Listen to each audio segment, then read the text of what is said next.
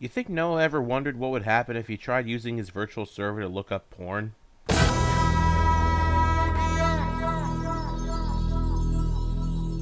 The video you're about to watch is an in-depth analysis. If you haven't seen the show or this season, I suggest you watch that before coming back to this video.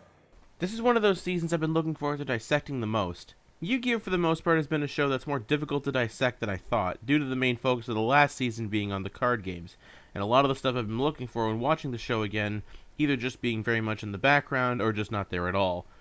However, this season isn't like that. Although the card games still take a big focus, there is plenty of themes and ideas here. Very interesting ones at that, dealing with the idea of birthright and working to accomplish your goals, but I'm getting ahead of myself. The story this time around focuses on the main characters being trapped in a virtual world by a group of ex-Kaiba Corp board members known as the Big Five, led by a child by the name of Noah, who all want revenge on Kaiba.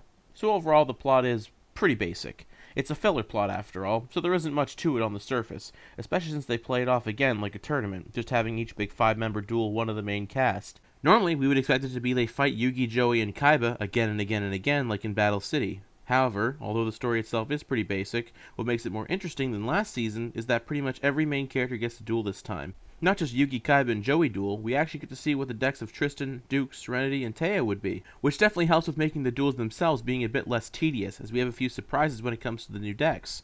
They also add a new rule to the game known as Deck Masters, which does help spice things up a hell of a lot more than they did in previous seasons. The new Battle City rules eventually got repetitive, as they had to keep explaining the rules again and again, and hearing them do that for 40 plus episodes eventually gets tiring. Whereas with this story, we only have about half of that. Plus, with every character using a different Deck Master in every duel, it made sense to explain what its new ability was.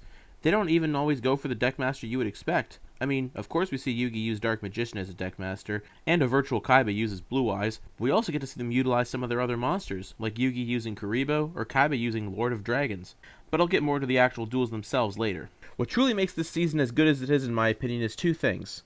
Those things are the themes and ideas of the season, and the main villain of the season. Noah makes this season. Child villains are always hard to pull off without making them sound like whiny little shits. But not only does the show give him what I would call a good reason as to why he hates Kaiba as much as he does, which him hating Kaiba is already refreshing, but he's a child with the power of a god. Having that kind of power and giving it to a child especially makes that villain quite threatening and unpredictable, which Noah is exactly that in this season, and they do a good job keeping him mysterious and slowly revealing more about him as the season goes on, slowly revealing that Noah is Kaiba's stepbrother. It feels more like a conflict in Season 1 than one from Season 2, making the story more interesting due to it being more personal for Kaiba, who really is the protagonist of the story arc, despite Yugi defeating Noah in the end. Kaiba is the one with the most development and arguably some of the cooler moments. What makes Noah such a great villain compared to Pegasus and Merrick already is he's a very different character than those two. Not only being a kid, but unlike the last two villains, his story is revealed slowly throughout the season as opposed to being shoved in at the last minute, having the entire plot of the season revolve around the mystery of who Noah is, not spoiling anything too early, making the mystery interesting as we figure out the clues at the same time as the characters. They also seem to keep upping the ante on what makes these villains scary. With Pegasus, he could see your every thought. Merrick could control your thoughts, where Noah may not be able to control your thoughts, but the very world around you. He's someone that once you're in his world, as long as he wants you there, you can never escape, which is a horrifying thought. Plus, like the rest of the villains in the Yu-Gi-Oh! Franchise, so far his motivation does make a lot of sense. Noah, being a spoiled child, saw the Kaiba Corporation as his birthright, and he would have gotten it if it weren't for a freak accident. Because of this, Noah ended up having his mind trapped in a virtual reality, and because of this, he was never able to truly grow up, and get over what happened, and see that there's no way he could run the company in his condition. Noah in a way is sort of a perverted image of what Kaiba could have become if he let Gozaboro teachings fully overtake him. And it's actually kind of funny that he's like that considering he pretty much looks like a younger version of Season 0 Kaiba, which I'm betting was intentional. They spend a lot of the season developing the backstory for Kaiba and Noah and comparing them in a nature versus nurture kind of scenario, and showed us that's what made Kaiba better than Noah. And why Noah is in the wrong is that Noah thinks he's entitled to what he wants, just because he wants it, whereas everything Kaiba got he worked hard for, since he beat Gozaboro in two different chess games, one literal and one figurative, and that Noah became trapped in his own delusion that because he's the son of Gozaboro Kaiba, he deserves everything Kaiba has just because he was there first. That's sort of the theme of this season, birthright, with Noah and Kaiba representing both sides of the argument. Who truly deserves the prize? The one who was molded specifically to have that prize? Or the person who worked through blood and sweat in order to accomplish what he wanted and take it? Noah representing the person molded for the job, and Kaiba being the hard worker. Of course, a side is taken in this debate, as Noah is the villain, but it's still a good way to contrast those characters and help us sympathize with Kaiba more now, as we can see why he's so passionate about not letting anybody take his company away from him. I do wish it would have been explored a bit more though, but it's nice to see that it was here. However, Noah isn't the only main villain of the story, and he's redeemed in the end, because unlike his real family with Gozaboro, Noah's step-family in Mokuba opens his eyes that there are some people out there that care about him, and he doesn't have to treat them like dirt and be this all-powerful god in order to get it. He gets that love because that's what family does. That last part is a bit more forced in there and doesn't feel natural with the story due to the fact that Mokuba just acts like he trusts and loves Noah as a brother with no real reason for Noah to be redeemed. Noah is sort of the middle ground to Mokuba and Gozaboro in this season. Although he still represents the darker person Kaiba could have become had he continued down his darker path, followed Gozaboro, and didn't have Yugi to clear his mind, Mokuba and Gozaboro are the two sides of this coin of what kind of person he can become. Gozaboro being the more dark path he could take, the son becomes the father motif. Gozaboro representing the monster Noah could have become if he continued down the path he was on. That idea becoming literal when we see Gozaboro actually turn into a monster, almost a literal devil, and use monsters to attack the main characters, with Mokuba representing the good Noah could do and the good person Noah could become. Someone who can trust anybody and do the right thing no matter what it takes, even if it means sacrificing himself. The idea of this is interesting, especially since Noah tries to corrupt Mokuba earlier in the season, which he succeeds with at first, only for Mokuba to break from his control later, to show that true goodness can't be corrupted. Noah finally learns how to be a good person once he goes into Mokuba's body, trying to corrupt him in the more destructive way, only to see the way Mokuba thinks and realize the error of his ways. I would have bought Noah's redemption a lot more and Mokuba's reason to believe in him if, say, Noah had hesitated in freezing them both into stone once Mokuba got in the way of Kaiba, since Noah knew that he had no reason to hate Mokuba as he did nothing wrong. Noah's deckmaster being an arc does feel a bit forced, just because his name is, well, Noah. There has to be a Bible reference in there, but the way it plays out in this season and the way Noah talks, I get the impression this is symbolizing something. Noah constantly talks about how he's a god in this world, how he's in control of everything, and I think that arc plus him constantly moving time forward in the duel is to taunt Kaiba to show how much power he truly has.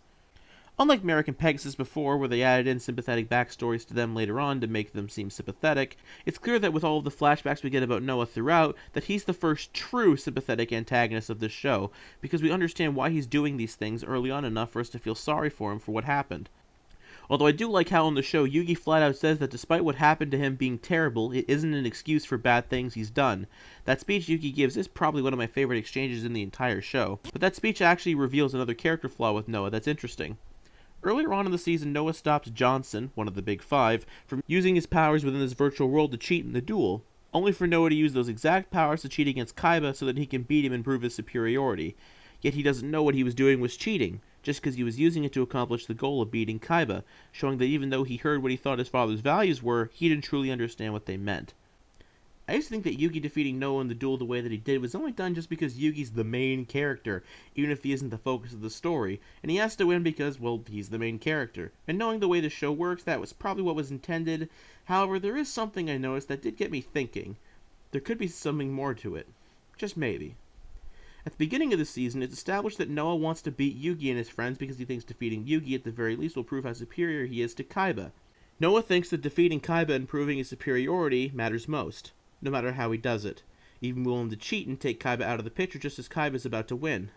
Yugi combines his deck with Kaiba's and then proceeds to duel from where Kaiba left off, only for him to overcome the odds with Kaiba's Blue Eyes monsters, showing that once and for all, Kaiba was truly superior to Noah, as without his help, Yugi would not have been able to win, which is kind of a cool way of bringing Yugi into the plot while still fulfilling the needs for suspense, and have Kaiba taken out of the picture. For the record, the end of that duel is probably the most badass thing in the entire show. The last thing I'll say about Noah is that I hate that the 4Kids version censored his noble sacrifice. I know that they can't mention death in the show with their censors, but come on. It really kind of ruins his character arc when you just all of a sudden go like, yeah, he's fine, he's uploaded another drive somewhere. I don't understand why they couldn't just say that Noah's gone. Not even dead, just that he's gone. Because if Noah uploaded himself to another hard drive, surely Gozaboro did too. Thus all of this could just repeat all over again. Speaking of Gozaboro, he's the next character I would like to talk about.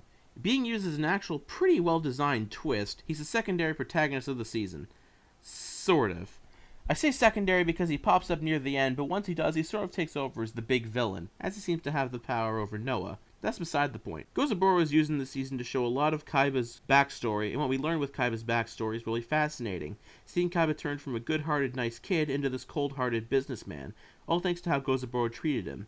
Gozaboro is a despicable bastard in this show, pretty much abusing Kaiba so we can see why Kaiba wants to take him down and prove that he's the better fit for the company. There really isn't too much to say about Gozaboro himself, as we really don't get to know much about him per se in the show, but what makes him good is how he fleshes Kaiba out. He's used to sort of show the person Kaiba could have become if Kaiba didn't have Yugi to help him rethink his life, and start caring about people again. It's thanks to Gozaboro why we see Kaiba is so obsessed with getting the Duel Monsters title back from Yugi. Thanks to his experience with Gozaboro, he's learned he's had to fight for everything he had, and seeing someone like Yugi, who is not in the same position he is, drives him mad that he can just take what Kaiba feels like he's earned. They do a really good job at making you absolutely fucking hate Gozaboro. They don't show you any scene of him being a caring father, or even cracking a smile that isn't sinister. Even when he's just with Noah, we never see him show any kind of passion or love for his son. So it's interesting to see that even a sick, twisted man like this can still get the love and affection Noah gives him, still trying to do nothing more than impress him.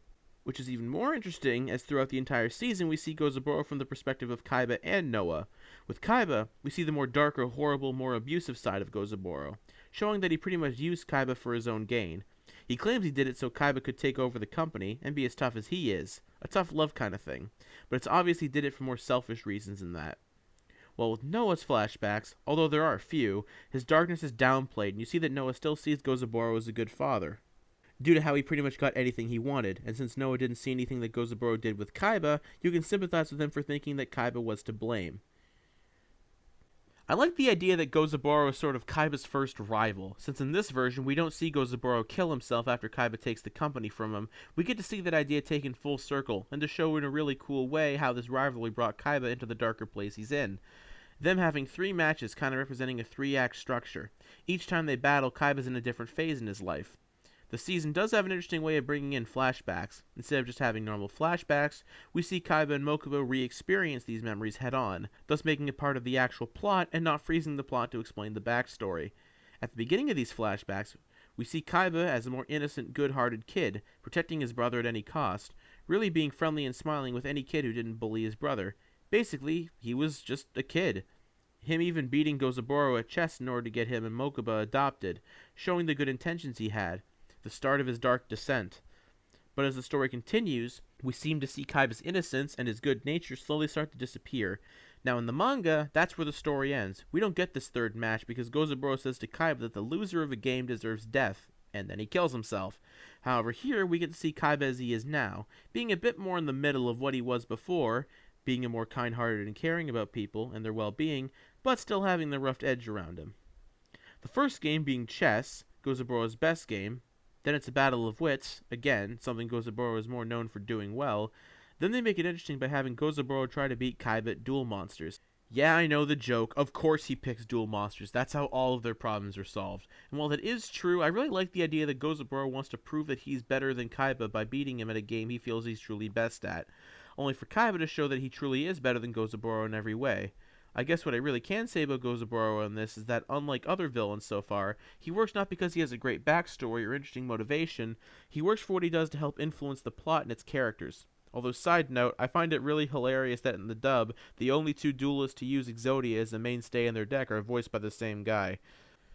Kaiba himself doesn't really go through any kind of main arc in this season. At least, his modern-day self doesn't. He's still the main protagonist in the season, as even though this is still technically filler, it's used as a way of fleshing Kaiba and Mokuba out more. So it's filler I don't mind, especially since we do see the young Kaiba go through a sort of arc, as we see why Kaiba became the more reserved character that he is, and why he was such a dick to Yugi and the gang when they first met. So while it's still technically a filler arc because it doesn't involve the main plot with Yugi and the Pharaoh's memories, I would say it's almost a necessary arc, because it fleshes out its characters and helps us sympathize with them more, and make them more 3-dimensional. Although it is annoying that the story really could have been told without any characters there, except for Kaiba and Mokuba, as the rest of them are really only in the story because of the timing of what happened. As for the story itself, it is told well enough, but there are still some things that were done with the story that make me feel like there was some wasted potential. Not to mention one big elephant in the room with the plot. This should not have taken place in the middle of Battle City. I understand why they did it this way, and I'm not going to dock too many points for it. When the last season finished, Battle City wasn't done yet, so they had to find a way to fill time to give Kazuki Takahashi time to finish the story in the manga. However, despite that the way the story comes in and the way it finishes, it comes out of nowhere and feels jarring. It's not going to be easy to get us invested in this new big story with an all-new villain, new backstory, new settings, and even new rules when your last story didn't even finish. Regardless of the quality of this new story, it's not going to feel natural no matter what you do. And if they had this story, they either should have just waited and did the rest of Battle City when it came out and do the story afterwards, or do the story before. Give Takahashi time to finish Battle City, and then do it right after. Then they could fit more into Kaiba's arc of that story to try to bury the past. I will give credit, though, that one thing this season does well, even if it's in a brief scene, is foreshadowing the ancient Egypt stuff very well. Only one small scene, not too much attention is brought to it, and it's vague enough that you can make your own conclusion. And hey, it helps move the plot along, funny enough. The biggest missed opportunity I can really talk about in great detail is Merrick. Yeah, Merrick, remember him? The big bad villain of last season, who despite still being on the blimp when they got here and still being a duelist does nothing to affect anything and is largely missing throughout?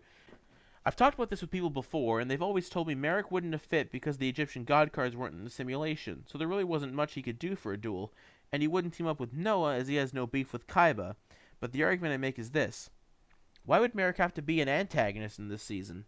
Merrick could have been in the virtual world with them since he is a duelist, and he stays with Yugi with the enemy of my enemy is my friend mentality. Have Merrick help Yugi and the gang to escape because he knows that if they remain stuck there, there's no way he can accomplish his goal too. Yeah, the Egyptian god cards don't play a factor, but it could have been used to build up on Merrick and make him more of a threat for when Battle City starts again. Show how good of a duelist he is even without Raw. Maybe instead of Yugi and Joey versus the Big Five, it's Yugi and Merrick, to show their different styles of dueling. Maybe even have them forced to reluctantly help each other out. Or maybe have an instance where Yugi needs Merrick's help, but Merrick refuses to help at first to get Yugi out of the way. That way Merrick could have a purpose in the story, and still not have the season itself feel so disjointed from the rest. And I've spent this whole time avoiding talking about the other villains that take up most of the screen time, the Big Five. That's really because they are essentially cannon fodder for our heroes. They don't seem to have any dimension to them. Most of them have pretty irritating voices, and although sometimes I can see why they think they're superior to who they're dueling and think that they can defeat them, such as Johnson rigging Joey's luck-based deck or Nesbitt's duel, other ones I don't get what's going through their head to think they can win, mainly Crump versus Yugi. Okay, I get why Nesbitt thinks he can beat Tristan, Serenity, and Duke. I get why Lecter thinks he can beat Kaiba by crippling his traps. But I really don't get why Gansley thinks that a businessman like him can beat the guy who defeated the creator of the damn card game they're playing. I guess maybe he thinks that the Deckmaster rule will overwhelm Yugi, but that's only one element of the game. And Yugi has shown he's quick on his feet considering he kicked your ass the last time you tried to change the rules with the virtual world in Season 1. The backstories for most of the Big Five are either shitty or aren't even really explored at all, thus showing how little impact they have and how they're really just here because we need goons for Yugi and them to duel. Although I do appreciate the occasional comment they have for each other when one of them says something stupid. Fine, Yugi. 5 on 2. The plan was to duel Yugi alone. Don't you all realize that inferior duelist Joseph Wheeler will only hold Yugi back, making this an open and shut case for us? As I recall, that inferior duelist defeated you, Johnson. On to the duels themselves. I got to say that I have little to no complaints this time around with how the duels are presented. They retained the Battle City rules, which kept it feeling consistent enough, but there's enough new here that it doesn't feel like a retread of what came before. Mainly the new Deckmaster mechanic. For those of you unaware, the Deckmaster pretty much means that each duelist picks a monster from their deck to be by their side and act as their, Deckmaster. The monster isn't on the field until you choose it to be on the field, and if it's destroyed no matter how much life points you have left, you lose. The benefit of each Deckmaster is different as each of them have different special abilities. Dark Magician allows you to activate the same spell twice in one turn in exchange for 500 life points. Flame Swordsman can give his attack to warrior monsters. You get the drill. Although surprisingly, we never get to see what Blue Eye's Deckmaster ability would be, since the regular Kaiba never uses it as a Deckmaster. Adding in this element really makes it interesting to see what new abilities each of these monsters would have, and how it changes up some of the player's strategies. I mean, as I said before, we do see typical ones like Yugi using Dark Magician, but we do see Kaiba using Kaiser Seahorse, Tristan using Super Robo Yaro, and even Yugi using Kuribo as his Deckmaster. They still use cards that are used once and never seen again, or as I like to call them, plot device cards. However, I don't mind it this time as they're used in a virtual environment, and every time they have a new duel, they have to rebuild their decks from scratch, so whenever they have a card they didn't have in the last season, or even in the last duel, it's explained properly just because they slightly altered their decks. Hell, we even see them add cards that aren't usually in their decks at all, like Joey adding in Harpy Lady and Harpy's Feather Duster into his deck. Why Joey doesn't add Red Eyes back into his deck when it's his favorite monster is beyond me, but that's a small thing. Hell, what makes this edition even better is we finally get to see people duel who haven't before. Sure, we've seen Taya and Duke duel before, but we've never seen Serenity or even Tristan duel. Yes, Tristan, the guy everybody hates who would never shut up, finally gets to put his money where his mouth is. He still loses, mind you, but still, it's interesting to see what kind of deck he has. Really, all of the duels are well choreographed. Nothing here really feels all that contrived when it comes to what is played. Well, except for Taya's duel with Crump, where she probably pulls the most bullshit play in all of the show. Pulling a Dark Magician from Yugi's deck is such bullshit that it actually makes me scream, what the hell were you thinking? Aside from that one big glaring blemish, the rest of the duels turn out fine. I mean, there are some overpowered cards here and there. Shinato Zark! I do have small problems with some of the duels, but there's nothing that really makes me scream with anger or me yelling that a certain move makes no sense. At least not one that the episode makes reference to. With the exception of what I mentioned above, of course. Although, like I said, there are small things here and there with the duels. First of all, the duel with all of the big five. They say over and over again that Yugi and Joey are dueling all of the big five, which is sort of true until near the end, where Lecter takes control for the majority. You think they would constantly switch back and forth to keep Yugi and Joey on their toes. Once they get to Lecter, they just stay there without ever changing again. It would have been a lot more interesting if they would have constantly switched to keep themselves fresh. There are a few things I have to question, though. They are small things, but still things I noticed, and in an in-depth analysis like this, I kind of have to bring them up. I know I brought this up in Season 1, but it's really glaring here. I really don't understand why Yugi and the Pharaoh aren't in separate bodies when they're in a virtual space. Well, okay, I understand from a storytelling perspective that they want to hide the fact that it's not their bodies that are trapped within the virtual world, but their minds, so having them in two separate bodies would ruin that twist. But with the way the virtual world itself works, everyone has their minds uploaded directly into the virtual world. Yugi and the Pharaoh are not the same mind. That has been established, very clearly I might add. So really, if anything, not only should they not be able to switch back and forth, but the two of them should be physically separated from each other. Unless somehow the computer program knew they shared the same body somehow, and made them go into the same virtual body and allowed them to switch back and forth with the puzzle, despite nobody on Noah's side knowing or caring about the Pharaoh. Like I said, small things, but it is distracting to me. A bigger thing with me that I wish would have been explained is Gozaboro hiding throughout the season. We still could have gotten the theme going on in the season with fathers and sons, and also made the point even clearer that Noah is what Kaiba could have become had he listened to Gozaboro all the way, and didn't take him down like he did. Because really, aside from a big reveal, there really is no reason for Gozaboro to hide himself from Noah in this ordeal. We still could have had the big twist with Gozaboro being revealed to still be alive, but instead we could have had Noah clamoring that him and his father will rule and be a happy family again before Gozaboro shows up, with all the other characters thinking that he's deranged, only for that to turn out to be true. Oh, and one last thing about my little kind of problems with this in-depth analysis thing. There's a big animation error that I can't really explain, but I can just show you. It's right here. Just take a look. Attack! I know that a lot of people may disagree with me when I say this, or even give me lots of hate mail. Believe me, I'm expecting hate mail. But I feel that overall, this is the best arc of the show we've gotten so far. Excellent villain, great development for Kaiba, fantastic duels, great plot with some good twists, and some surprising outcomes to the duels. I feel that this is the type of show we should be getting, one that develops its characters. The only thing holding it back from being perfect really is the fact that it came out at the wrong time, and that it doesn't play into anything later on, with some small things here and there. If it would have come out, say, after Battle City, and before the Orichalcos arc, it would have been damn near perfect. I'm giving the Virtual World arc a 9 out of 10. I'll see you guys next time for the end of Battle City.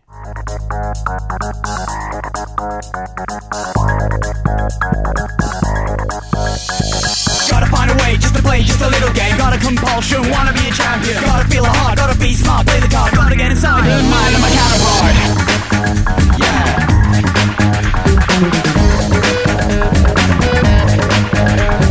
That's the key, I'm a split personality, it's your sensation.